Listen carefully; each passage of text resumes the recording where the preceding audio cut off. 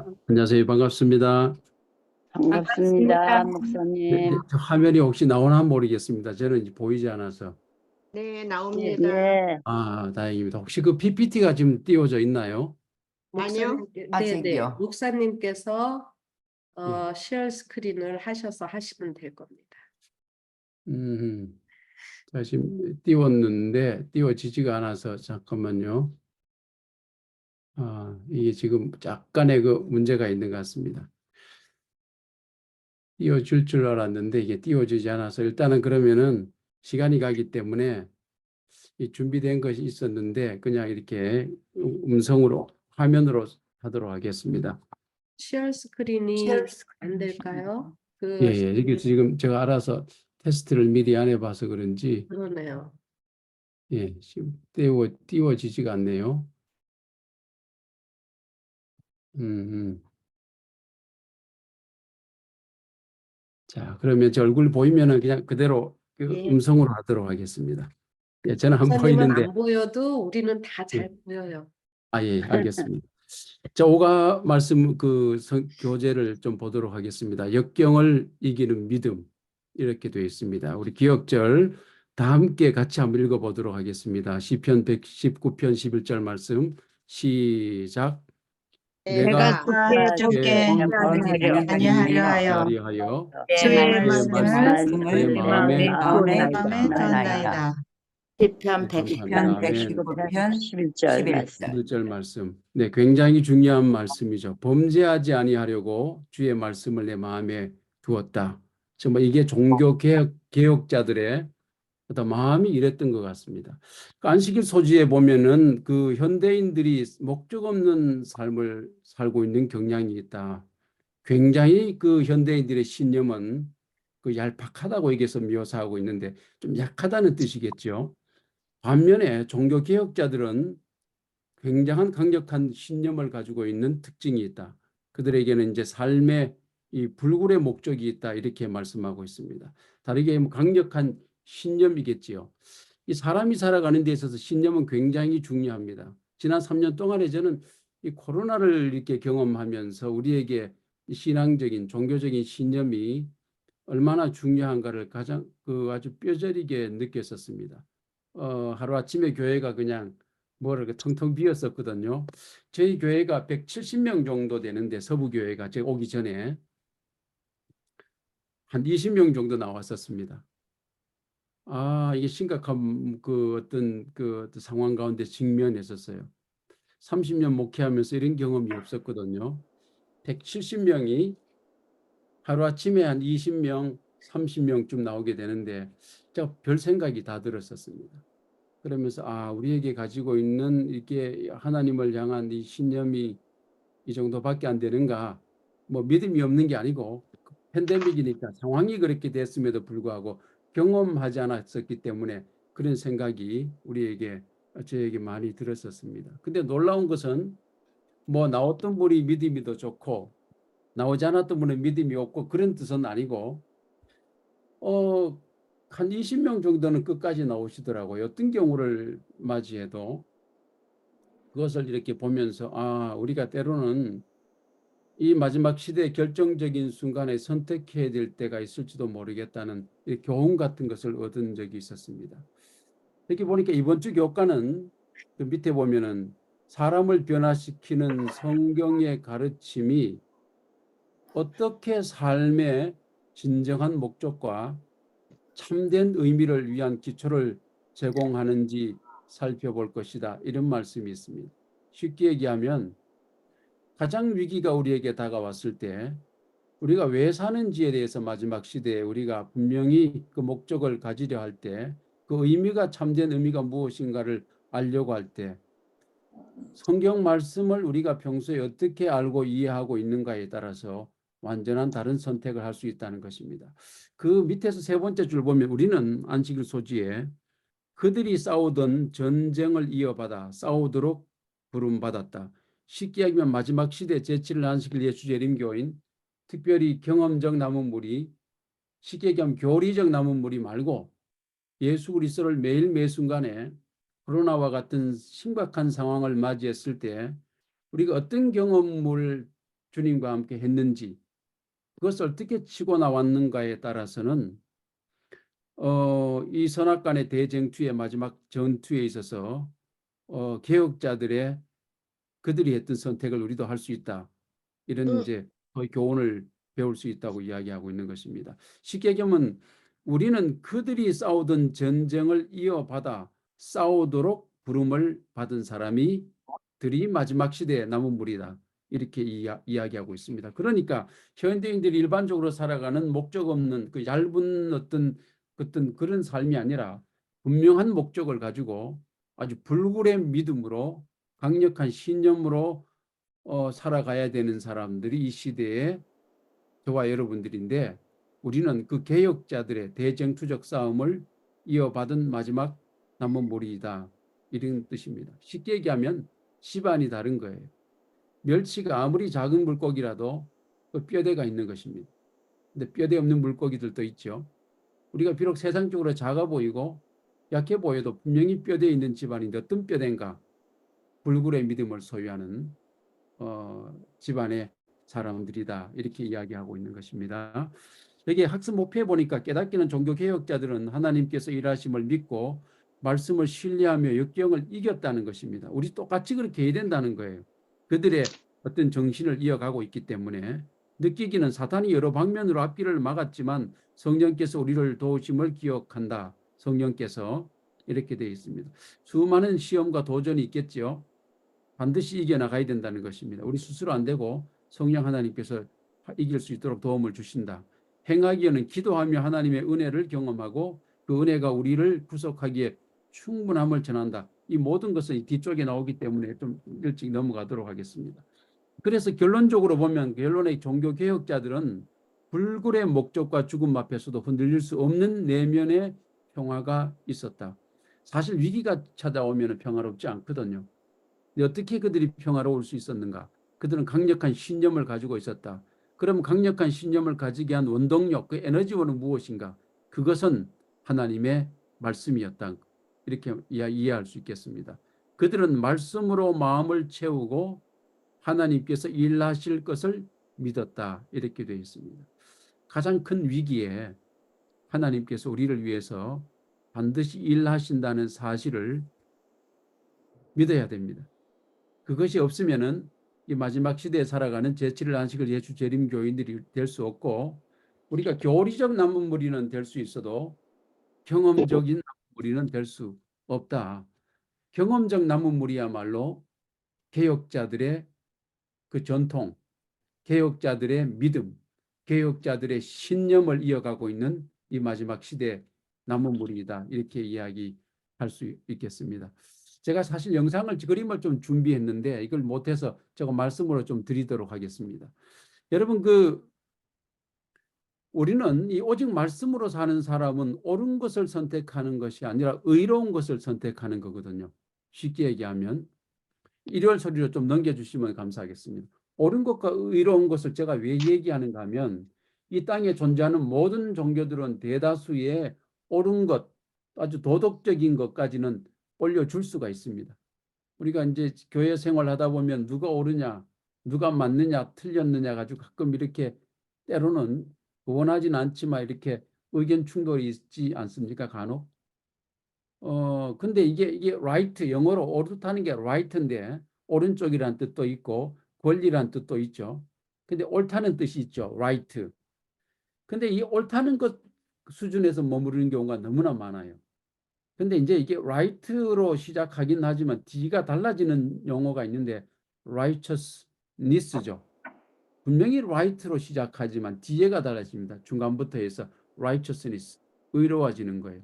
근데 옳은 것과 옳지 않은 것과 이렇게 우리가 많이 이렇게 견해의 차이로 이렇게 충돌하는 경우가 꽤 많이 있는데 그리스도인으로 살면서도. 근데 참으로 의롭다는 것은 이 right로 출발은 했지만은 상대가 틀렸을 경우도 야 내가 맞았고 너는 틀렸다라는 이 패배와 승자와 패자가 있는 것이 아니고 righteousness로 가면은 아 너가 틀렸을 수도 있어. 살다가 보면 그럴 수 있지. 품어줄 수 있을 때 의로 가는데 우리 이렇게까지 가는데 매우 실패하는 경우가 참으로 많이 있습니다. 그래서 개혁자들의 삶은 성경 중심의 삶은 right, 옳으냐 그르냐의 문제보다가 의로우냐 의롭지 않느냐 이 수준에서 그들이 많이 놀았던 것입니다. 그래서 의로움은 개혁자들의 삶이었고 우리가 말씀의 사람이라는 최소한의 증거입니다. 그렇지 않으면 계속 옳으냐 틀렸느냐 가지고 교회에서 끊임없이 싸우기 때문에 소위 교회 안에 거룩이라는 게 설 자리가 없어져요. 그래서 우리가 다 하나님을 믿고 살아가고 있음에도 불구하고 뭔가 거룩하지 못함 또는 이 영성이라고 표현하기도 하죠. 거룩함, 영성이라는 게 존재하지 않는 아주 건조한 교회로 이 재림교회가 남아있을 가능성이 자칫하면 높은 것입니다. 일월 토지 가운데 오직 성경이라고 되어 있는데 시편 119편에 주의 말씀의 맛이 내게 어찌 그리 단지요 내 입에 꿀보다 더 달다고 말씀하고 있습니다. 그 뒤에 계속해서 보면 내가 날이 밝기 전에 부르짖으며 주의 말씀을 바랐다. 그 다음에 나는 주의 말씀을 즐거워하나이다. 시편 119편에 계속해서 말씀하고 있습니다. 쉽게 얘기하면 종교 개혁자들이 말씀에 대해서 가졌던 근본적인 정신이 뭔가 하면 꿀보다 달고 아침과 저녁에 끊임없이 말씀을 구하고 그것을 인해서 그들이 새 힘을 얻고 이렇게 이해하고 있습니다. 그러므로 말씀의 사람이라고 하는 증거는 제가 반복해서 말씀드립니다만 right, 옳으냐 그르냐에 머무르지 않고 righteousness, 의로움으로 전진될 때 우리가 말씀의 사람이라는 것을 증명해낼 수 있는 것입니다. 마치 종교개혁자들처럼 그 아래쪽에 이런 말씀이 있죠. 밑에 성경은 종교개혁자들의 신앙의 근본이며 가르침의 본질이었다. 모든 것이 성경 말씀을 중심으로 그들이 살았던 것입니다. 그들이 판단할 때도 그렇고 살아있고 항상 있는 하나님의 그 말씀으로 그들이 감동을 받고 가르침을 받고 또 그들의 하루의 생명력을 거기서 얻고 이렇게 했다는 것입니다. 그 치료봉사의 말씀이 있죠. 그 아래 중간쯤에 그 말씀을 받아들이고 흡수함으로 그것들은 품성의 힘과 생명의 원기와 영양소가 된다. 그 외에 다른 어떤 것도 이 같은 치료의 능력은 없다. 그 밖에 어떤 것도 온 존재의 생명력이 되는 용기와 믿음을 나누어 줄 수 없다. 치료봉사 122쪽에 일월 소지 가운데 이렇게 말씀하고 있습니다. 이것은 단순히 성경을 읽는 개혁자들이나 오늘 우리에게 단순히 용기만 줄 뿐만 아니라 의롭게 가는 데 있어서 굉장히 중요한 요소가 말씀이라는 거예요. 근데 한 가지 저 굉장히 살면서 의문이 하나 있습니다. 성경을 잘 외우고 예언의 신을 우리 입술 가운데서 정말 뭐 가래뼈 없는 기별 일권 몇 장 이렇게 하면 다 나올 수 있는데도 불구하고 우리가 왜 이렇게 의로움으로 가는 데는 한계가 있을까요? 옳고 그르냐에 대해서는 우리가 멋들어지게 때로는 싸웁니다. 용감하게. 근데 의로움으로 가는 데는 왜 이렇게 우리가 약한가? 정말 우리의 그 말씀이 우리의 생애를 변화시키고 있는가? 우리의 세계 영적인 영양분이 실제로 되고 있는가? 여기에 굉장한 재림교인들의 마지막 시대 남은 무리의 딜레마가 있습니다. 성경을 많이 읽고 본질적으로 증언의 말씀을 그렇게 읽는데도 불구하고 우리가 옳고 그른가에 대해서는 굉장히 잘 따지는데 의로워지는 데는 한계가 있다. 이건 뭔가 지금 잘못 먹고 하고 있는 것입니다. 성경 말씀이 놀라운 성경 말씀임에도 불구하고 왜 개혁자들 같은 모습이 나오지 않을까요? 이거 왜 그런지 모르겠습니다. 제가 한번 그 화면에 한 분이 떠 계셔서 한번 여쭤보겠습니다. 이원자 집사님. 네. 성경을 이렇게 읽고 예언의 신을 우리가 많이 읽고 공부하고 설교를 듣고 하는데도 불구하고 왜 의로움으로 가는 데는 한계가 있을까요? 옳고 그런 것에 대해서 우리가 논쟁은 기가 막히게 하는데 혹시 어디에 그게 문제가 있다고 생각하십니까? 제가 여쭤보고 싶습니다. 네. 그건 개인적으로 생각할 때 예. 예수님에 대한 믿음이 약한 거죠. 아주 정말 좋은 말씀하셨습니다. 네. 제가 예, 몸이 좀 안 좋은데 예, 예, 병원에 가서 검사했더니 아무 이상이 없대요. 예, 그러면은 제가 와서 기도하기를 하나님만 아시겠습니다. 하나님께 예, 맡깁니다. 이러면서도요. 예, 그러면서도 누가 뭐가 좋대 그러면 또 귀가 번쩍 뛰어요. 예, 그래서 예, 이게 하나님을 전적으로 믿는 신앙이 이러면 안 예, 되지. 정말 예. 죽든지 살든지 하나님께 맡기는 믿음을 가져야지. 그러고 제 자신을 자책하고 있습니다. 예. 아, 뭐 우리 집사님께서 아주 겸손하게 말씀을 해주셨는데 전적으로 저는 동감하고 옳다고 생각합니다. 이 몸이 아플 때도 하나님께 다 맡겨야지 하지만은 네, 인간적인 방법을 찾으신다는 이런 이제 부분에 대해서는 충분히 공감하고 거기에 밑에 보니까 이런 말씀이 있네요. 성경은 지뢰봉사 바로 밑에 우리의 슬픈 마음의 기쁨을 예, 낙심한 마음의 소망을 어두운 마음의 빛을 비추어 준다 말씀하고 있습니다.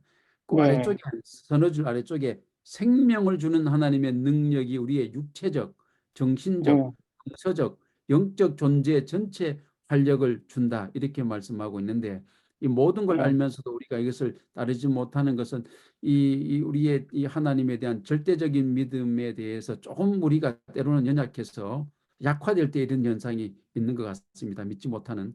근데 그 밑에 네, 보니까 중국 해역자들은 어떻게 했는가? 그들의 마음을 성경으로 가득 채웠다. 예, 그들은 말씀으로 살았고 많은 개혁자들이 말씀을 따르다 순교했다. 쉽게 예, 얘기하면 죽을지언정 예, 말씀의 기초에서 살겠다. 이런 마음을 종교 개혁자들이 가졌다고 합니다. 그러면은 아멘. 이게 오늘 우리에게 일상을 사는데도 불구하고 이런 순교자적인 말씀에 대한 확신을 가지라는 그런 권면이라고 한다면 아, 우리가 거룩이라는 것, 엄청난 말씀을 읽고 매일 성경 말씀을 듣기도 하고 또 설교를 듣기도 하고 예언의 신을 많이 보면서도 아, 이런 순교자적인 정신을 가지고 있지 못하는구나. 이렇게 판단을 할 수 있거든요. 그러다 보니까 우리가 그런 거 많은 것을 흡수하면서도 실제적인 삶에서는 위기가 찾아왔을 때 말씀 가운데 온전히 이렇게 거하지 못하는 경우도 발생한다. 궁극적으로 이겨내야 된다. 마지막 하늘에 가게 될 우리의 믿음은 어떤 경우에도 이 오직 말씀 안에서 말씀으로 승부하고 해결해 나가야 된다는 그런 의미가 있는 것 같습니다. 마치 존 위클립처럼 뒤에 넘기 마지막에 그런 이야기가 있죠. 위클립이 성경을 번역하는 가운데서도 또 이렇게 믿음을 지키는 가운데서 그렇게 했다 이렇게 말씀하고 있습니다. 사실은 그러면서 하나님께서는 오직 말씀을 우리에게 강요시키고 또는 이렇게 중심으로 주기 위해서 솔로몬 성전도 이 땅에서 사라지게 하고 얼마나 위대한 성전이었습니까? 그게 헤롯의 성전도 이 땅에서 사라지게 해서 두기를 원하지 않으셨다. 아담의 자손으로서의 사람들의 속성을 너무나 잘 아셨는데 그것은 뭔가 하면 하나님의 위대한 성전이 우리 가운데 있으면 거기에 다 모이지 않겠습니까? 예, 무너져가는 약간의 그 예루살렘 절벽이 있어도 유대인들이 가서 고개를 끄덕끄덕하면서 거기서 그 틈새 말씀을 집어넣으면서까지 우상처럼 섬기는데 솔로몬의 성전이 지금 남아 있으면 어떨까요? 그대로 남아 있으면 아마 인류의 모든 기독교인들은 그 앞에 성지순례 갔을 때 참 가고 싶은 제 첫 번째 장소가 됐을 줄 모릅니다. 그랬기 음, 때문에 하나님께서 그런 것조차도 다 남기지 않게 다 무너뜨리고 오직 무엇만 남겨놨는가? 말씀만 남겨주셨다. 말씀하고 있습니다. 말씀만 남겨주셨다. 이건 말씀, 그러므로 우리가 말씀으로 살라는 것입니다. 하나님께서 방금 우리 이원자, 우리 집사님께서 말씀하셨던 것처럼 연약함을 아시기 때문에 그 연약함마저도 이겨낼 수 있도록 힘을 주시리라 확신합니다. 스스로는 안 되고 아멘. 오직 하나님께서 우리에게 함께 하실 때 순교자들처럼 해역자들처럼 오늘 말씀에 있으면 이렇게 되지 않겠나 이런 생각을 하게 됩니다.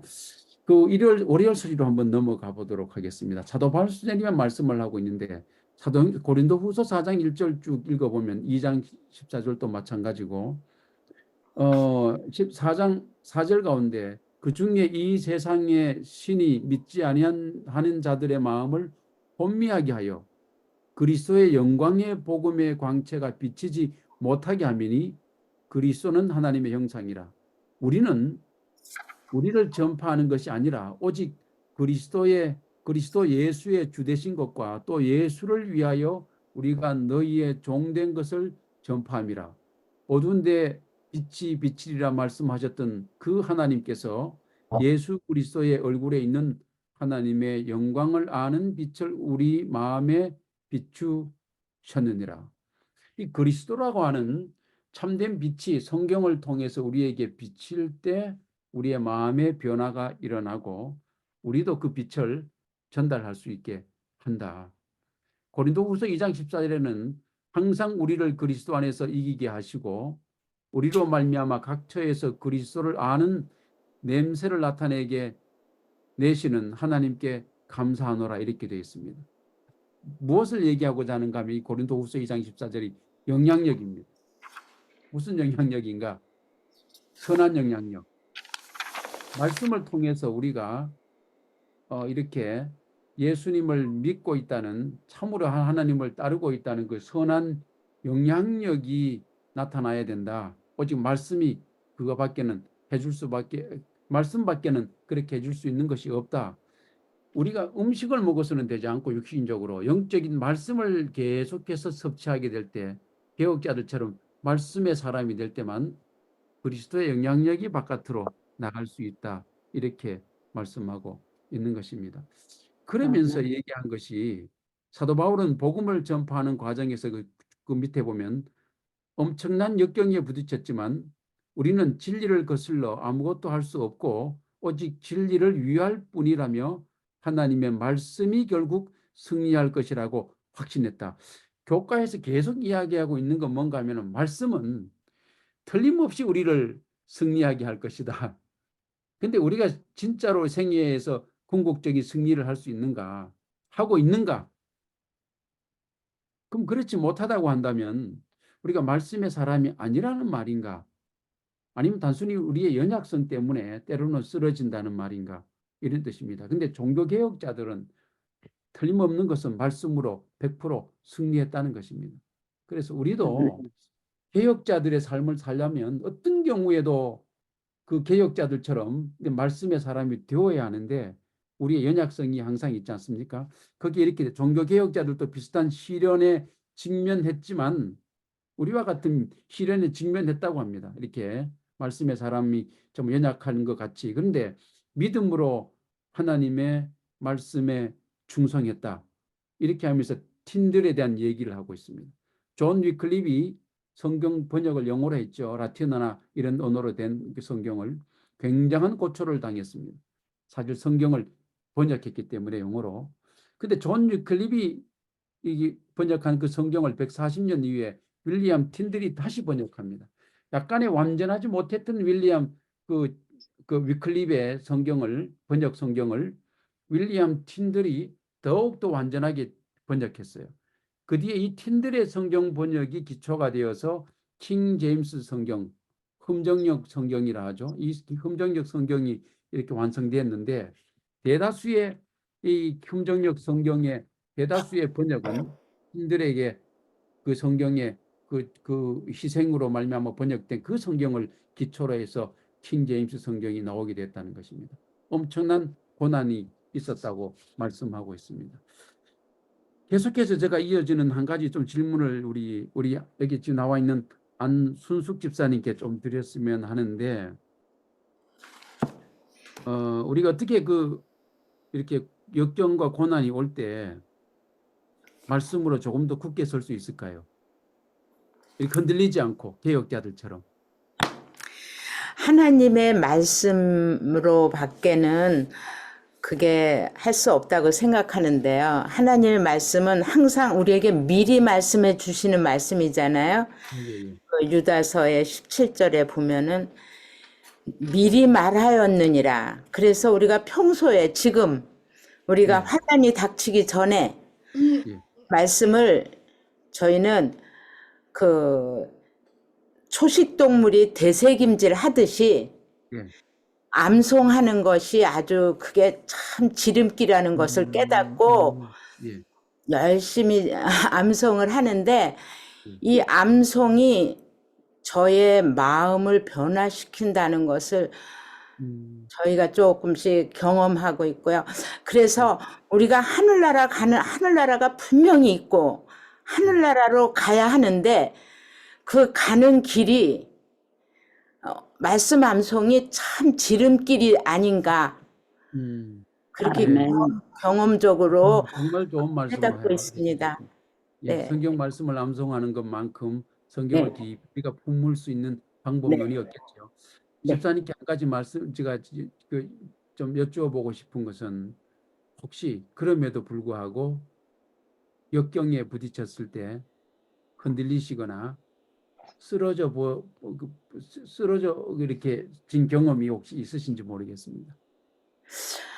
물론 그렇게 어려운 시련을 닥칠 때 저는 저를 아주 처음에 제가 20살에 교회를 다녔는데요. 시작을 했는데 그때 제가 아주 간절히 기도한 것이 있어요. 그때 뭐 믿음도 없고 뭐 성경 지식도 없었지만 그때 하나님께서 저의 기도를 응답해 주셨어요.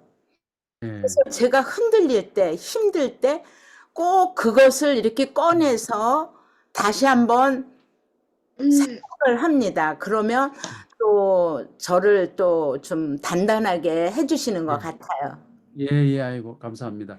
뭐 우리가 나무가 마치 바람에 흔들리듯이 우리 삶 가운데서 한 번도 흔들리지 않은 적은 없었겠죠. 가끔은 쓰러지기도 했었고, 네, 성경 네. 말씀처럼 우리 7번 넘어질지라도 8번째 일어나는 사람이 진정한 정말 그리스도인이 될 수 있는 건데, 이 말씀이 강하게 내면 가운데 있을 때는 그렇게 될 수 있습니다. 근데 7번 넘어진 뒤에 8번째 못 일어나는 이유는 말씀에 대한 확신이 없을 때는 약한데, 오늘 이런 말씀이 있습니다. 오늘날 재림 성도들은 신앙과 진리의 지혜를 버리고 있지 않은가? 신앙 부흥은 행정 체제를 고치는 데 있는 것이 아니다. 말씀 부흥이 일어나야 신앙 부흥이 온다, 이렇게 되고 있습니다. 쉽게 얘기하면 오늘 제7일 안식일 예수 재림 교인들에게 가장 큰 약점이 하나 있는데, 부흥이 되지 않는, 뭐 개인의 영성의 부흥이라든가 교회의 부흥이라든가 되지 않는 가장 중요한 요인이 말씀 부흥이 없다는 것입니다. 사실 미국에 있는 한인 교인들은 잘 모르겠어요. 오늘 한국에 있는 재림교회의 심각한 딜레마에 봉착해 있습니다, 현재. 근데 그 원인을 가만히 살펴보면 딱 한 가지, 오늘 이 말씀이, 그 교과 말씀이 마크 피니 목사님이 확실합니다. 말씀 부흥이 없어졌어요. 언제부턴가 말씀 부흥이 없습니다. 말씀에 대한 뜨거움이 없어요. 찾질 않고. 그렇게 하다가 보니까 이게 부흥이 되지 않는 거예요. 신앙 부흥도 없고 교회 부흥도 없는데, 제가 PPT를 준비했는데 거기에 많은 정보들이 있는데 알려드리지 못해서 안타깝습니다만 제가 이야기를 하나 해드리겠습니다. 혹시 최고 경영자 예수를 쓰신 분을 아십니까? 지저스 CEO. 로리 베스 존스라는 분인데, 여자분인데 미국인입니다. 이분이 지저스 CEO, 이 최고 경영자 예수를 쓰게 된 이유는 자기가 말씀으로 승리한 사람이기 때문에 그랬습니다. 이분이 이 책을 쓰기 10년 전에 내가 이 세상을 살 가치가 없다고 판단해서 정말 그 생애를 마감할까 하다가 내가 마지막 나 자신에게 기회를 줘야 되겠다 해서 시골로 들어갔어요. 시골로 들어가서 농사만 지었습니다. 시골로 들어갈 때 아무것도 가져가지 않고 오직 한 가지만 가져갔는데 성경 말씀이었습니다. 그래서 10년 동안 시골에 있으면서 오직 성경만 읽었어요. 그리고 가벼운 농사만 지었지요. 10년을 성경을 읽고 나니까 어느 날 갑자기 내면에서 강력한 부흥이 일어나더랍니다. 그래서 더 이상 시골에 있지 못하고 시골에서 다시 도시로 나왔어요. 나와서 작은 광고 회사를 세웠습니다.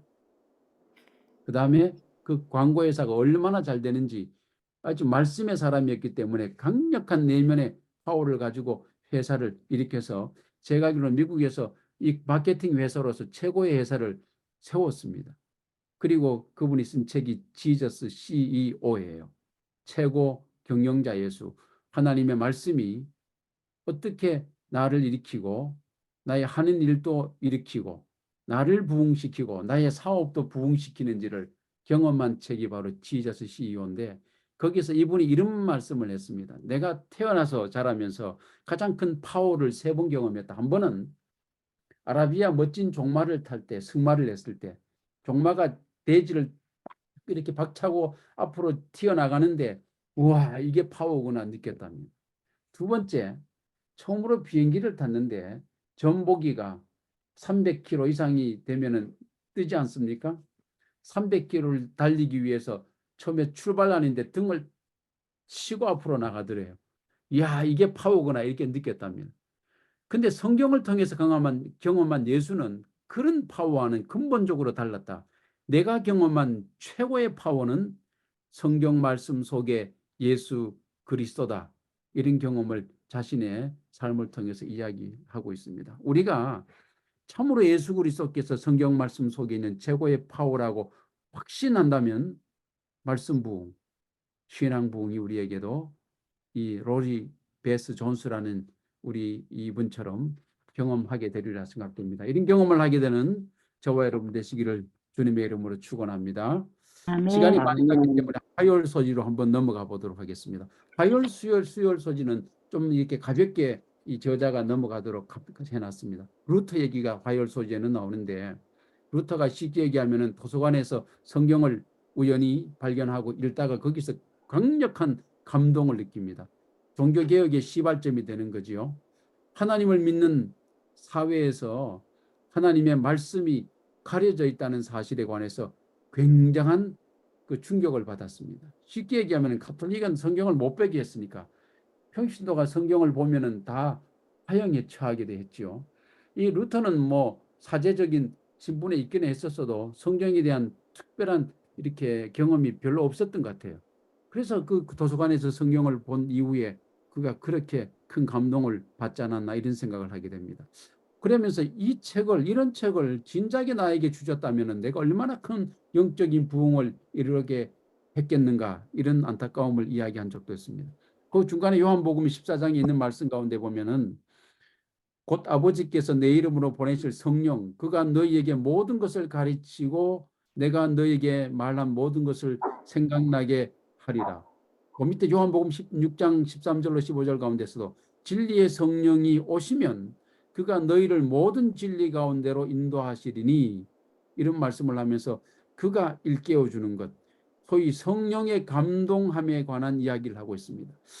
이제 약간 답을 우리가 한 가지 찾을 수가 있어요. 그렇게 성경을 많이 읽고 때로는 통독을 많이 몇 번씩 하는 분들도 있죠. 어떤 분들은 제가 우리 교인 서부교인 가운데 성경을 1년에 3번 필사하는 분이 있었어요. 그리고 예언의 신을 그렇게 많이 읽음에도 불구하고 때로는 우리의 삶에서 역경이 찾아왔을 때 가끔 쓰러지기도 하고 때로는 우리의 품성이 잘 변화되지 않고 누가 봐도 참으로 나 자신이 봐도 타인이 봐도 야 하늘에 갈 사람이다라고 이렇게 되는 어떤 영향력이 약한 이유가 무엇인가? 성령으로 지도를 받지 않기 때문이라고 오늘 화요일 소지 가운데는 우리에게 팁을 주고 있습니다. 쉽게 얘기하면 성경 자체를 많이 읽고 연구하는 것으로 말미암아서 우리가 모든 것을 끝냈다고 하면은 우리는 누구보다가 못할 수 있는가 하면 사단입니다. 사단은 우리보다 성경을 더 많이 연구해요. 하인 여사는 예언의 신 가운데 그렇게 했습니다. 안식일이면 가장 빨리 들어와서 제일 교회 앞자리에 앉아 있는다. 교회를 혼란하게 만들기 위해서 우리보다 몇 배를 더 성경을 많이 연구해요. 그러면 더 영적으로 돼야 되지 않겠습니까? 사단이 더 많이 읽고 더 많이 연구하고 그런데도 불구하고 사단은 엄청난 성경 연구에도 불구하고 거룩하게 되지 않습니다. 그 이유는 그는 성령의 지배를 받지 않고 있기 때문입니다. 똑같은 원리가 오늘 우리에게 적용한다면 우리가 아무리 성경을 많이 읽고 개혁자들처럼 종교개혁자들처럼 성경을 우리의 모토로 삼고 막 그렇게 해도 우리가 변화되지 않고 때로는 시에 때로는 역경에서 쓰러지기도 하고 하는 이 모든 것의 가장 큰 이유 가운데 하나는 성령의 인도하심, 성령의 도우심, 성령의 조명이라고 하죠. 영어로 illumination 하는데 성령의 조명을 받고 있느냐. 성경을 읽으면서 성경을 나의 것으로 만드는 과정에서 아니면 그냥 지성적으로만 성경을 읽고 있느냐. 내가 성경을 하루에 10장을 읽었다는 것으로 그저 만족하는 게 우리의 목적이냐. 아니면 성경을 읽을 때 성령의 도움을 받는 그의 조명을 받는 이 과정이 목적인 거예요. 여기에 의해서 우리가 소위 말하자면 딜레마를 해결할 수 있는 방법이 있습니다. 그래서 강력하게 우리가 성경을 읽기 전에 성령의 도움을 구해야 된다. 그 진리의 성령이 오시면 그가 너희를 말씀 가운데로 안내한다. 오직 성령의 감동으로 해석하고 성령의 감동으로 성경 말씀을 깨닫지 않고는 우리의 것이 될 수 없다. 그 밑에 이런 말씀이 있죠. 화요소지 아래쪽에. 이 구절들이 강력하게 주장하는 것은 성경 기자에게 영감을 주셨던 바로 그 성령께서 성경을 읽을 때에도 우리를 인도하신다는 확신이 우리에게 필요하고 그렇게 해야만 된다는 것입니다. 성령은 하나님의 진리의 거룩한 해석자이다.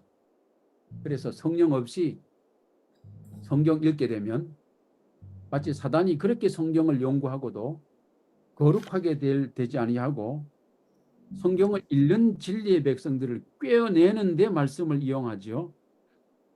예수님을 꿰을 때도 하와를 꿰을 때도 사단이 하나님의 말씀을 적당히 섞어서 인용했었습니다. 하나님의 종인 것처럼 나타나서 이야기했었어요.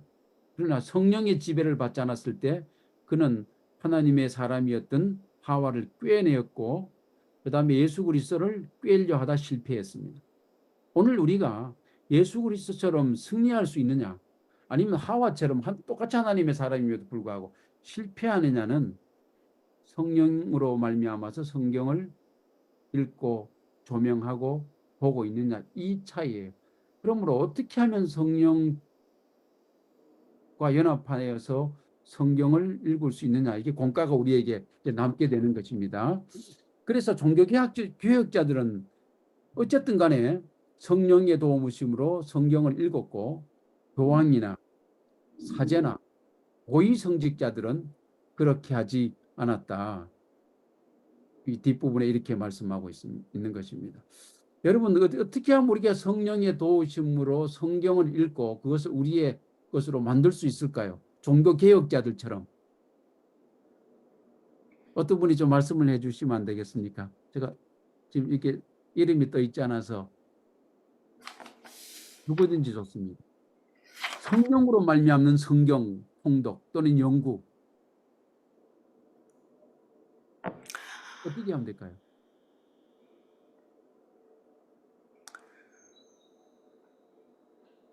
제가 한번 이렇게 말씀을 좀 드려볼까요? 빨리 시간이 가기 때문에 혹시 성경 말씀이나 또는 기도를 하게 될 때 자신의 목적을 이루기 위해서 혹시 기도하거나 성경을 적용한 적이 있습니까? 읽고 적용한 적이 있습니까? 누군가를 혹시 뭐 이런 일 없겠습니다만 공격하기 위해서 혹시 마침 딱 거기에 입맛에 딱 맞는 성경을 발견하고 이야 감동하신 적이 있습니까? 자신의 영적인 삶이나 이런 것이 아니고 이야 이거 오늘 박 집사에게 딱 해줄 만한 기가 막힌 성경을 하나 발견했다. 오늘 제대로 걸렸다. 기가 막힌 성경절을 이렇게 통독을 하다가 걸렸다. 이야 내가 이게 어떻게 해서 이걸 반박하냐고 일주일 내 기도하고 고민을 했는데 주님께서 나에게 그렇게 적합한 성경 말씀을 허락해 주셨다. 이렇게 혹시 이런 논리로 생각해 보신 적이 있으신지 모르겠습니다. 그런 원리로 생각은 안 해봤는데요. 예. 이렇게는 생각을 해봤어요. 그럼 말씀을 읽을 때 아, 그렇지 하면서 그래 나한테 적용하기보다 그 사람한테 적용을 나도 모르게 하게 되더라고요. 예. 예, 그럴 때가 있고 그러면서 그거를 갖고 어떤 찬스가 있을 때 이렇게 예. 반박하는 그럴 예. 때가 있었지요. 집사님 너무 이런 말씀하기 어려웠을 텐데 해주셔서 감사합니다. 제가 고백을 할까요? 이번 성경 말씀을 읽고 연구해서 설교를 쫙 만들어서 이번에 우리 최 장로님 듣게 설교해야 되겠다. 목회자로서 이런 준비를 무슨 뜻인지 아시겠죠, 여러분? 예, 이 예. 네. 내가 이걸 어떻게 할지 고민했었는데 하나님께서 나에게 기가 막힌 성경절을 주시고 거기에 걸맞는 예언의 신까지 덧붙임할 수 있게 뒷받침할 수 있게 딱 해주셔가지고 이번 안식일에 내가 이 설교를 통해서 최 장로님 반드시 듣게 해야 되겠다. 같은 거 아닙니까? 네. 그렇게 해서 그거를 듣고 내려왔어요. 내려왔는데 박 장로님이 저와 뜻을 같이 했던 분이 목사님 오늘 너무 은혜 받았습니다. 목사님 오늘 설교 최 장로가 들었으면 많이 회개했을 거예요. 자, 제 목적이 성취됐습니까? 누가 예. 증명? 네. 박 장로님이 증명해 줬어요. 야, 내 의도했던 바가 먹혀들었겠구나. 박 장로님까지 그런 얘기하는 거 보니까 그 성경 연구, 그 설교 완벽하게 실패한 설교예요. 아니 이런 말씀 하실 수 있잖아요. 그렇게 해서 깨우쳐야 되지 않겠습니까? 그런 거 하시라고 목사님 세운 거 아니에요. 이렇게 할 줄 모릅니다. 근데요, 그렇지 않습니다. 정말 오직 하나님만 바라보고 제가 정말 진심으로 양을 사랑하는 마음으로 설교를 준비해서 하면은요, 결국은 성령께서 역사하셔서 깨닫게 해주시더라고요. 맞아요. 어떤 의도를 가지고 성경을 읽고 연구하고 설교했을 때는요, 마치 그렇게 될 것 같지만 그렇게 되지 않습니다. 제가 떠날 때 이런 얘기를 들을 때가 있을 수 있어요. 목사님, 떠나게 되신 거 참 굉장히 아쉽습니다. 그런데 모년 며칠 날 설교한 거 저 들으라고 하셨지요. 저 뭐 들어본 적은 없는데 어떤 목사님이 그렇게 얘기하시더라고요. 그게 그분이 진짜 알아차렸으면은 그거를 좋게 여겼다기보다는 가슴 아프게 받아들인 거예요, 오히려. 이 모든 이런 형태 속에서는 성령의 역사하심이 없었다고 판단하면 됩니다. 그럼 목사님, 권면하거나 가르치될 때 어떻게 합니까? 할 수 있는데 정말 성령을 구하고 기도하고 사심 없이 말씀을 잘 준비해서 감동적으로 전하면은 조금 전에 말씀드린 것처럼 성령의 역사하심이 함께 하셔서 네. 백성들이 깨닫게 되기도 하고 감동으로 감화로 말미암아서 그들이 변화되는 거지 회초리 든다고 되는 거 아닙니다. 우리 아이들 키워보면 그렇지 않습니까? 끊임없이 아이들 사랑한다고 하고 안아주고 정말 그의 실수에도 불구하고 용서하고 이렇게 했을 때 자녀들이 변화되지 악담하고 정말 이 집에서는 못 죽으면 나가서 어떻게 해라 뭐 이렇게 해가지고 아이들이 변하는 거 아니라 알지 않습니까? 그리고 길 가는 나그네의 겉옷을 벗길 수 있는 것은 강력한 태풍이 아니라 따뜻한 햇볕이라는 사실을 우리가 다 알고 있지 않습니까? 그러므로 힘들지만 참고 기도하면서 오직 성령께 맡겨야 돼요. 그렇게 될 때 우리가 개혁자들 같은 불굴의 믿음을 소유할 수 있지. 그렇지 않으면 우리 스스로 실패하기 쉽습니다. 시간이 많이 가네요. 제가 빨리 요약을 좀 하도록 하겠습니다. 수요일 또 오직 그네. 수요일 날 얘기하고자 하는 건 핵심은 이거예요. 우리의 구원은 전적인 하나님의 은혜이고 구원은 그러므로 주님께서 우리에게 주신 성령 그 선물이라는 것입니다. 아래쪽에 뭐라고 있는가 하면 구원은 전적으로 하나님의 은혜로 믿음으로 얻는 선물인데 하나님은 구원을 선물로 주셨다는 것입니다. 성령은 그리스도께서 갈보리 십자가에서 죽으심으로 값없이 주시는 구원을 믿음으로 받아들이도록 우리를 인도한다. 쉽게 성령의 역할이 무엇인가? 하나님께서 우리에게 공짜란 표현은 좀 그렇네요. 선물로 우리에게 구원을 주셨는데 그것을 받아들이도록 우리를 이끌어가는 것은 성령이다. 그러면 성령이 우리의 무엇을 보고 구원을 받아들이도록 이끌어 가시는가? 말씀입니다.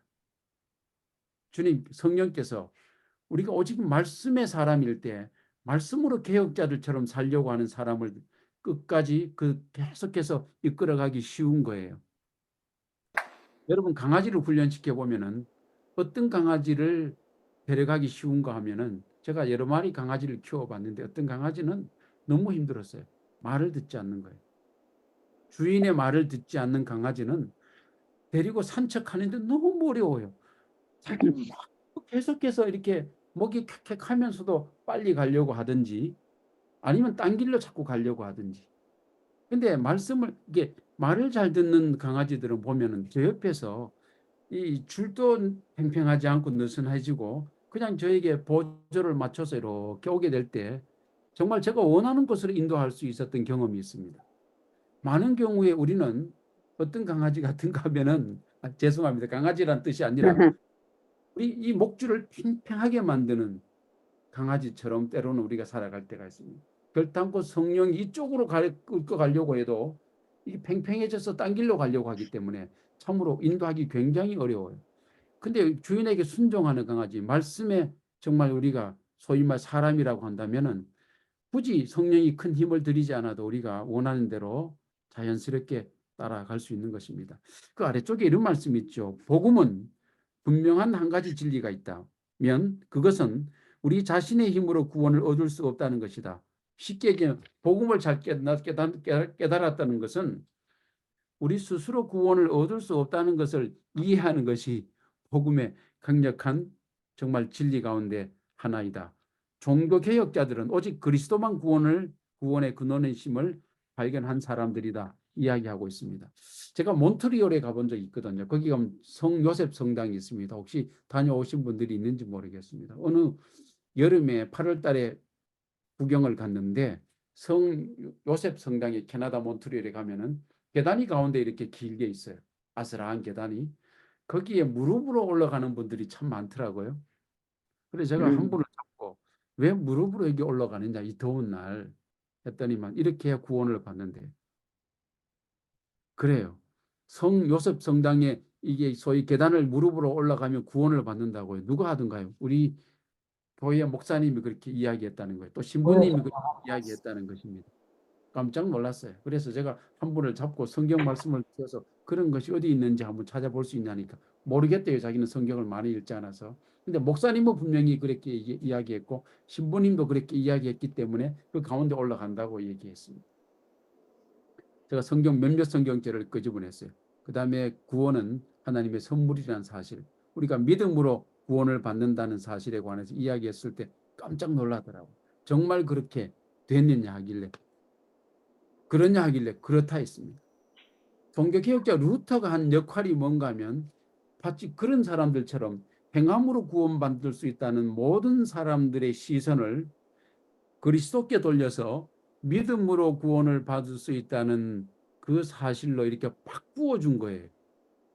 바꾸어 준 것이 루터의 가장 큰 역할이었습니다. 오늘도 우리가 참으로 우리가 믿어지지 않는 이 구원의 믿음으로 받을 수 있다는 사실을 구원을 받을 수 있다는 이렇게 깨닫게 해주는 것이 바로 성경 말씀이라는 사실을 기억해야만이 오늘 공과를 다 제대로 할 수 했다고 할 수 있겠습니다. 목요일 소지가 이어지기 때문에 바로 목요일 소지로 한번 넘어가 보겠습니다. 시간이 길어지니까요. 여기 보니까 우리가 믿음, 순종, 행함이란 세 개만 이해하면 목요일 소지는 끝납니다. 무슨 말인가? 우리가 믿음이냐 행함이냐고 하는 논쟁이 과거에 많지 않았습니까? 믿음으로 말미암는 의냐 또는 구원이냐 아니면 행함으로 말미암는 의냐 아니면 구원이냐. 믿음과 행함을 동급으로 놓기 때문에 선택하라고 했던 경우가 많이 있습니다. 동급이 아니죠. 우리가 말씀으로 말미암아서 구원을 얻을 수 있는 믿음을 소유하고 있으면은 그 다음 단계 자연스럽게 따라오는 것이 행함이 아니고 순종이에요. 행함이 아니고 순종입니다. 이 순종함이 그 다음에 행함을 가져다 오는 거예요. 이게 이 평행선에 있는 것이 아니고 수직적인 관계입니다. 수평적인 게 아니고. 그래서 믿음이 있죠. 예수를 전적으로 믿었어요. 믿게 되면 말씀을 통해서 더욱더 믿음이 강화되죠. 말씀이라는 거 믿음을 강화시킵니다. 개혁자들처럼. 순종이 따라오게 돼 있어요. 그 순종은 뭘 가져다 오는가 하면 행함을 가져다 옵니다. 그러므로 믿음과 행함이 수평으로 있는 것이 아니고 수직으로 있다는 사실에 대한 이해가 있어야 되는데, 믿음과 행함 사이에 뭐가 있는가 하면 순종입니다. 순종. 믿음으로 율법을 순종하게 했을 때 율법 순종하기 자동적으로 행함에 따라오는 거죠. 믿음이 없으면 그러므로 순종을 할 수 없고, 순종하지 않으면 온전한 행함이 이르러 올 수 없다는 것입니다. 오늘 그 말씀을 좀 이렇게 마무리하면서 우리 예배 집사님들이 참 많이 계신데 제가 이거를 다 여쭈어 볼 수 없어서 참 안타까움이 있습니다만은, 뒤쪽에 보면은 율법주의를 사도 바울은 구습이라 그랬습니다. 옛날 습관. 그 다음에 믿음으로 우리가 소위 말해서 구원받는 것을 새 사람이 되었다, 믿음주의, 이렇게 묘사하고 있습니다. 종교 개혁자들은 더 많은 진리를 발견하기 위해 체계적으로 말씀을 연구했다. 목열소리 아래쪽에 있죠. 그들은 항상 유지 상태를 답보하거나 성장이 거의 없거나 멈춰버린 경직된 종교 경험에 만족하지 않았다. 그리스도를 더 잘 알고자 끊임없이 갈망했던 사람들이 종교 개혁자들이다, 이렇게 말씀하고 있습니다. 성장하지 않는 신앙의 구습, 젖은 신앙이나 우리가 이 정도 성장을 이루었다고 이렇게 멈추어 있는 것은, 이게 우리가 결국 소위 말하자면 구원에 이룰 수 없는 믿음에 이렇게 가까이 가고 있다, 이렇게 생각할 수가 있겠습니다. 제가 마지막으로 한 말씀을 좀 드리겠습니다. 오늘날 제7일 안식일 예수 재림교회 우리의 남은 무리의 상태는 그러므로 오늘 공과를 비춰봤을 때 어떤지 모르겠습니다. 우리 그 태시야 아양 우리 집사님, 제가 이름이 아주 그 멋있어서 한번 여쭤봅니다. 태시 아양 집사님, 우리 제7일 안식일 재림교회가 요즘 어떤 그 믿음의 상태로 있다고 생각하십니까? 제가 일을 하기 때문에 비데오를 못 네. 켜서 양해 바랍니다. 비데오는 예, 키지 괜찮습니다. 못한 거 양해 바래요. 제가 예. 이제 재림교회 교우로서 느낀 바는, 지금 마지막 때 예수님께서 오시면 아주 임박한 요때에 우리는 예. 어려서부터 재림 이렇게 듣고 살았기 때문에 그 늑대 소년처럼 너무 익숙해져서 오히려 나태해지지 않았나. 이제 지금은 정말 경각심을 가지고 준비해야 된다, 이렇게 생각하고, 그다음에 정말 우리에게 중요한 거는 목사님께서 맨 처음 해주셨듯이 우리가 성경을 부지런히 읽고 묵상하고 암송할 때 성령의 인도하심에 우리 자신을 완전히 바치는 경험이 필요해야 되는데, 아직 예. 그러지 못하고 있는 사람도 많이 있다, 이렇게 생각됩니다. 예. 감사합니다. 요한계시록 3장의 그 라오디기아 교회의 상태가 있지 않습니까? 그게 오늘날 우리에게도 틀림없이 많이 나타나고 있는 것도 솔직히 부인할 수 없는 사실이겠지요. 맞아요. 네. 교회에서 예. 가장 문제가 되는 게 그 예수님께서 그 예. 겟세마네 동산에서 둘째 사망까지 들어가는 그 인류를 자기가 하나님과 완전히 분리될 위험성이 있는데 그 상황까지 가서 둘째 사망에 들어갈 인류를 진정으로 사랑한 그거를 경험해야 된다고 봅니다. 네네, 아멘입니다. 네네네. 네, 우리 오복 집사님 계십니까? 예, 예, 오복 집사님. 우리 마지막 시대 제7일 안식 예수님교회 우리의 그 믿음의 상태에서 우리가 극복해야 될 게 어떤 것이 있다고 생각하십니까? 오늘 말씀의 본가를 기준으로 해 봤을 때. 예. 외람되게도 저는 여호와의 증인 거기 회중에서 25년을 보냈어요. 그러셨구나. 네네. 근데 아주 뜨겁게 이제 최근에 인천 세천사 교회 목사님 말씀처럼 대사명을 가지고 예. 하고 있는데 참 진리를 아직 몰라요. 예. 그 모르는 가운데 제가 25년 있는 동안에 예. 어떻게 하든지 우리가 대사명은 이뤄야 한다는 생각으로 저도 꽤 열심히 했었는데 이제 예. 안식일에 딱 묶여버리는 거예요. 이걸 음, 왜 몰랐어? 예, 요즘 이제 진작부터 이제 그렇게 하고 있는데 예. 그 뜨거움이 없어요. 이 음, 재림교회는 음, 뜨거움이 없고 음, 안식일 와서 설교 듣고 밥 먹고 찬양하고 집에 가요. 그러면 예. 이 대사명의 의미를 미처 아직 몰라요. 음. 그럼 집에 가서는 아이고, 일상생활 돌아가는 거예요. 예, 예. 뜨거움이 제가 없어서. 예, 예. 아, 죄송합니다. 말씀 중에 저 오복 집사님 말씀을 이렇게 듣고 보니까 제가 굉장히 죄송한 말씀 생각이 드는데요. 아, 제가 그 경험했던 어떤 이제 일요일교회에서 개종하신 집사님이 저희한테 와서 얘기한 말씀이 있습니다. 이분은 안식일 날 시무를 맡았어요. 시무를 맡아서 일요일교회 하듯이 너무 큰 그게 자기에게 주어진 귀중한 사역이라 생각하고 너무나 좋은 한복을 입고 왔었습니다. 아주 고급 한복을 입고 왔어요. 그래서 같이 이제 다른 파트너 우리 집사님도 같이 왔지요. 근데 그 집사님 옷을 이렇게 보더니만 뭐하러 이렇게 좋은 걸 입고 왔냐 이렇게 하는 거예요. 이런 거 안 입고 오고 그냥 가볍게 입고 와서 시무해도 된다는 거예요. 근데 그분은 정말 뜨거운 마음으로 좋은 이렇게 한복을 입고 왔거든요. 그런데 시무를 하고 이렇게 했는데 또 말씀을 또 얘기하다 보니까 막 열심히 말씀을 얘기하니까 뭘 벌써부터 그렇게 하냐고. 그렇게 하지 않아도 된다 하더랍니다. 점점 식는 거죠. 그다음에 이분은 또 헌금도 뭐 이렇게 가려서 이렇게 냈더니만 뭘 나온 지도 얼마 안 되는데 벌써 그렇게 철저히 가려서 헌금하느냐. 또 그렇게 하더래요. 그렇게 하면서 너무 마음이 아팠다는 거예요. 그 생각이 나서 우리 오복 집사님의 말씀이 굉장히 가슴에 이렇게 조금 송구한 마음이 있을 만큼 그렇습니다. 우리 남인순 집사님 계십니까? 감사합니다. 네, 남인순 집사님, 재림교회가 이 시대에 우리가 목사님, 말씀을 기준으로 봤을 때 시간 어떻게 될까요? 괜찮으세요? 너무 급하게 서두르지 않으셔도 돼요? 시간이 좀 많이 가서 제가 예, 죄송해서. 괜찮아요. 네. 네. 남인순 집사님, 네.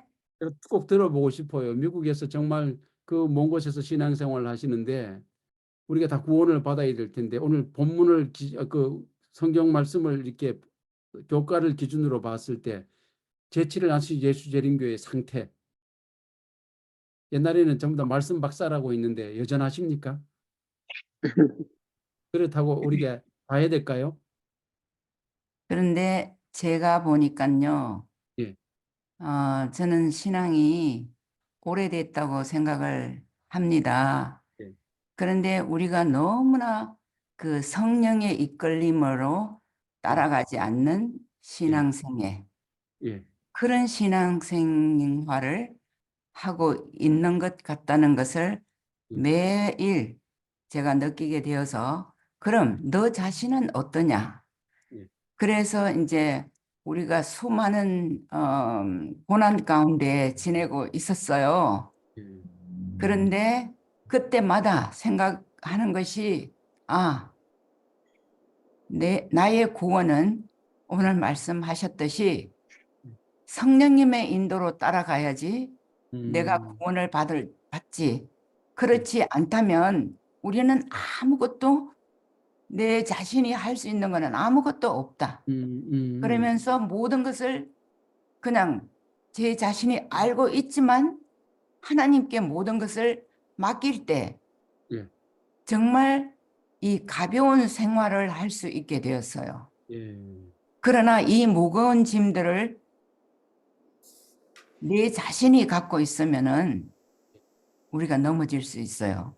예레미야 33장 3절의 말씀을 우리는 구하라고 하지만 하나님께서는 내가 구하지 않는 것까지 정말 다 주시잖아요. 주신다고 하셨어요. 예, 그래서 우리가 피차, 우리가 교회 가면은 사람들이 저 집사님은 저 시간에 왜 저런 말씀을 하셨을까? 그러면은 그 사이에 저는 이렇게 기도를 하게 돼요.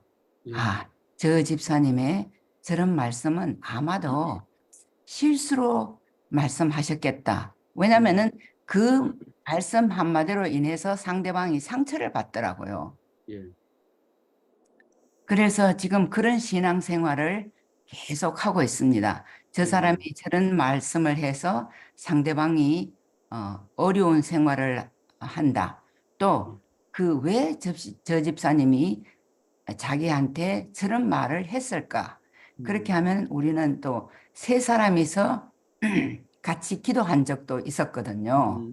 그래서 현재 우리 미국 신앙생활이 좀 이렇게 부드럽지 않고 아까 목사님이 말씀하신 것처럼 우리가 모든 것을 이렇게 판단을 잘 하면서 예. 이 종교개혁자들이 그들이 정말 모든 것을 하나님 앞에 맡기고 그들이 전적으로 생활을 했을 때 이 종교개혁이 일어나듯이 우리도 그렇게 해야 되지 않을까 하는 그런 생각을 하면서 외람된 말씀을 드렸습니다. 아이고, 목사님 무슨 말씀을. 반갑습니다.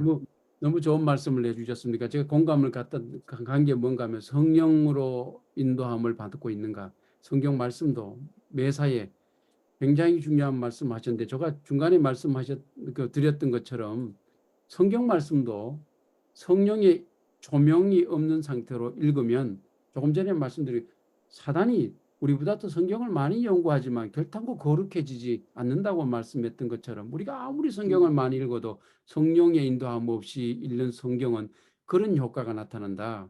그렇기 때문에 우리 성령 인도가 철저하게 필요하다. 두 번째, 사람 관계에 있어서도 마찬가지고 진짜 우리가 성령의 인도하심을 받으면 쉽게 사람들과 부딪힐 가능성이 있겠는가? 잘 없게 됩니다.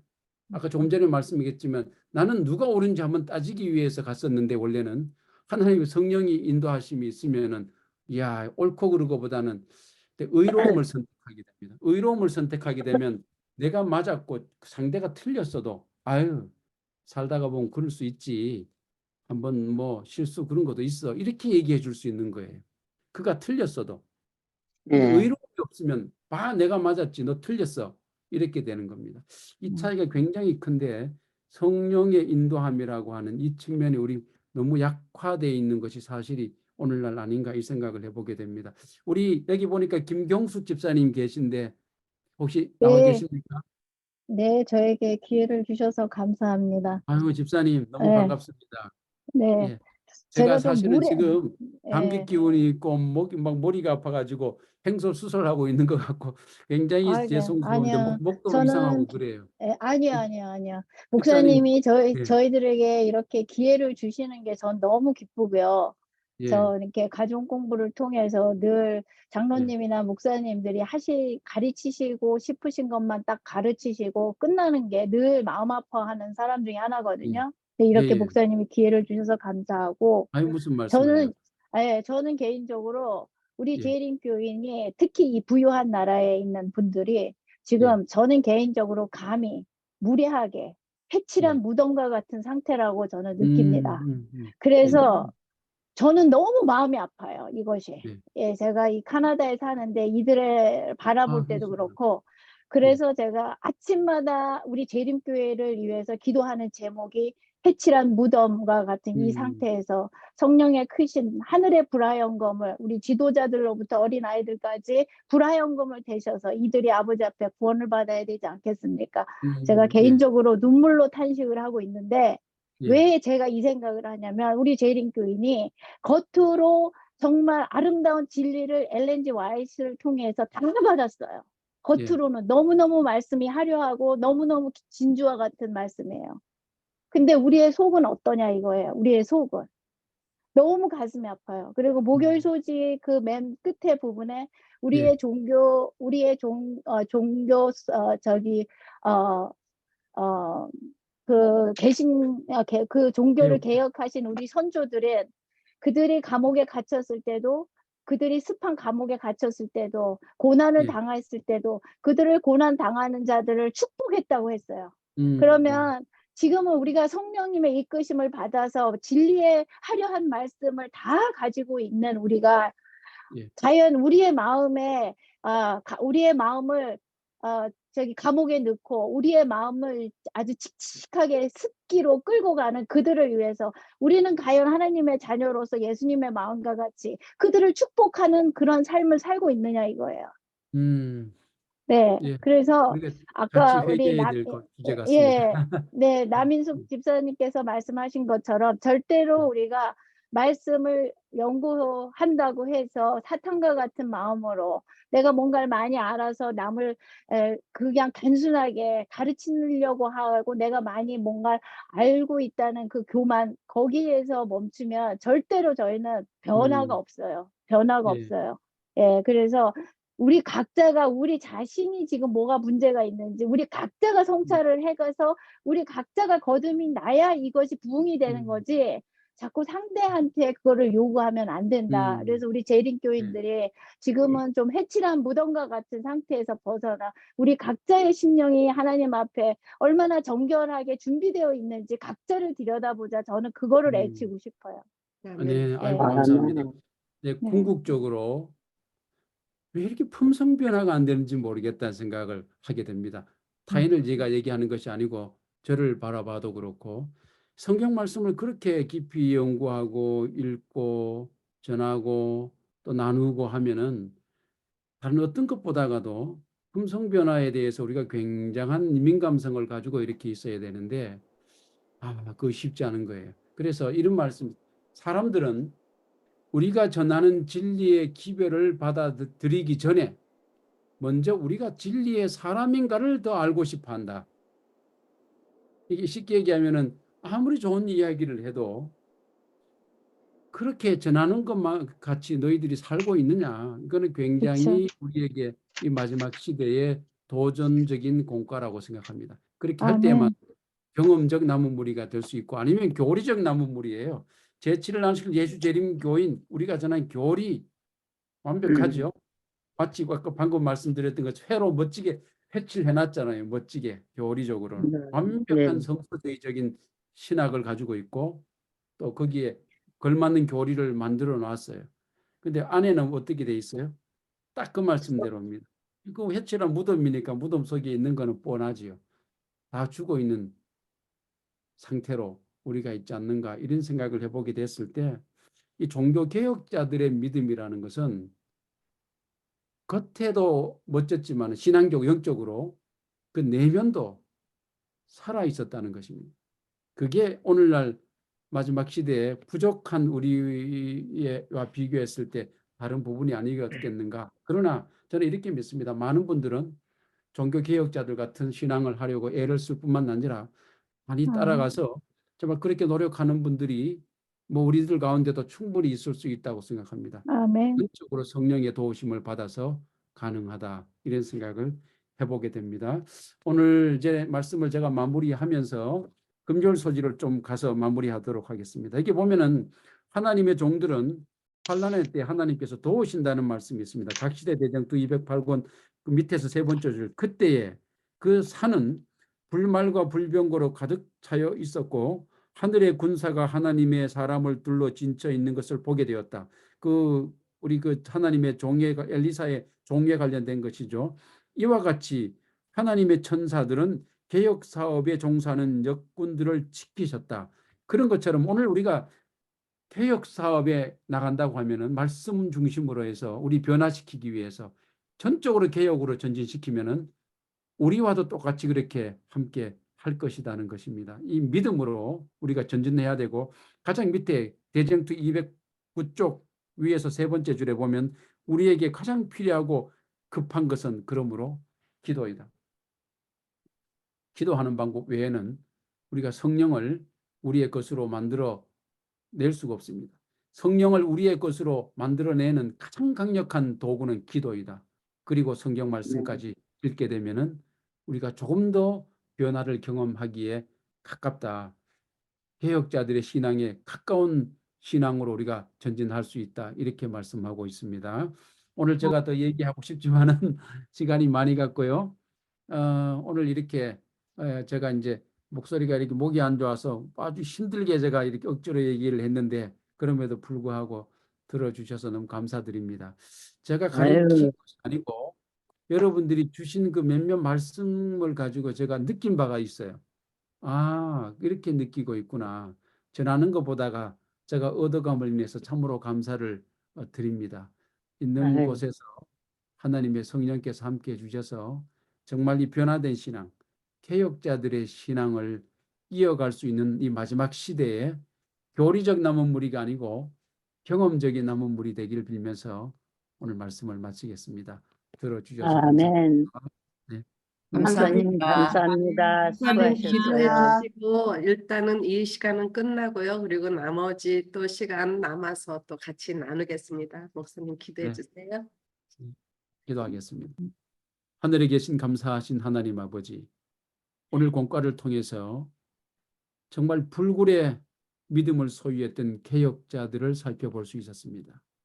그들이 불굴의 믿음의 사람이 될 수 있었던 그 근본적인 이유가 말씀의 사람이라고 이야기하고 있습니다. 우리 또한 아멘. 철저한 주님의 말씀의 사람 될 수 있도록 인도해 주시옵소서. 그러나 아멘. 단순히 말씀을 읽고 연구하는 것이 아니라 성령의 도움을 받는 말씀의 사람 될 수 있게 인도해 주시옵소서. 아멘. 우리의 믿음도 개혁자들의 믿음을 소유할 수 있다고 확신합니다. 저 멀리 미국에서 재림 신앙으로 살아가고 있는 우리 모든 주의 종들을 기억하여 주옵시고 우리가 조금 더 품성 변화를 이루고 주의 성령 충만을 경험해서 주께서 영광 중에 이 땅에 다시 오실 때 주님 앞에 담대히 설 수 있도록 인도하여 주옵시기를 아멘. 예수님 이름으로 기도하옵나이다. 아멘. 아멘.